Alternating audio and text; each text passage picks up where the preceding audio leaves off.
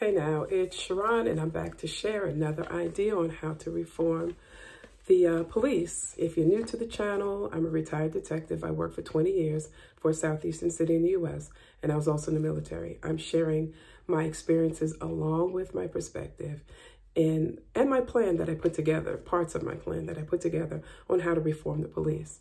And what I want to share this week was the idea, my opinion, that an officer, well, I call them scary officers. And to me, another version of a scary officer is one that knows all of the criminal codes, all of the laws, all of the SOPs, but doesn't have a belief in higher than something than themselves. And the reason why I say that is just through experience and watching and being on scene with those type of officers.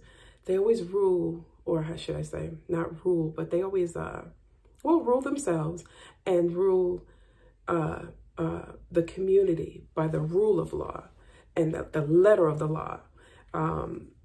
They don't want to hear the stories. They don't want to hear any kind of reason for whatever's happening. You broke this. They go down the elements of the law, this, and that's it, and they write the ticket. And I'm not saying anything's wrong with that. What I'm saying is, if you don't have anything to believe in higher than yourself, then you put yourself in the highest position.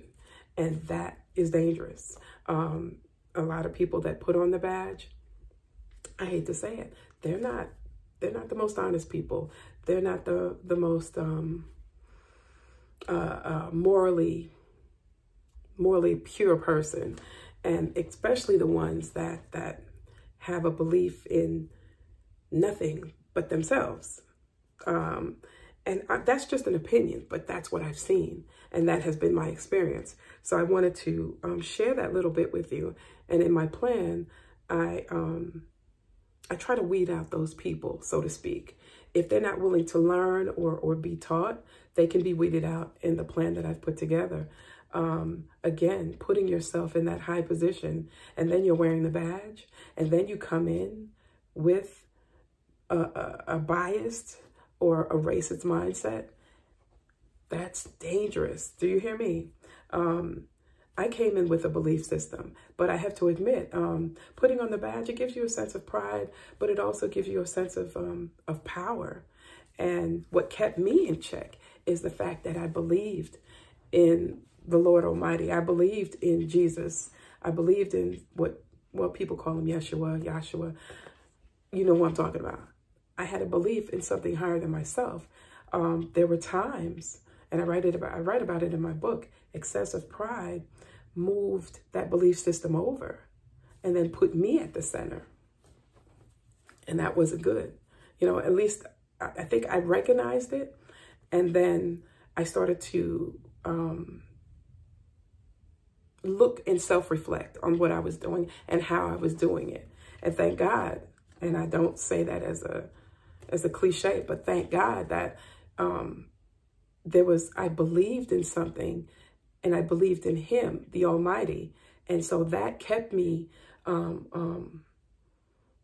sane. It kept me grounded. It kept me from looking down my nose at people. It kept me from thinking this us versus them, because we come from them. I'm a part of us, and we come from them. I write it in the book. And I think, again, it's an opinion. Officers that don't believe in something higher than themselves, it's a dangerous combination coming into the profession, and you already have biased or clearly racist ideologies. And in my plan, I have a plan for that, and I'm sharing it with you guys. And so part of that, the idea of getting rid of those people, if you will, or not even allowing them into policing, you got to check my plan out. I'll just say this. There's some surveys that need to be done within policing and ask the people that are actually walking the foot beats. I don't even know if they do that anymore, but walking the foot beats, patrolling.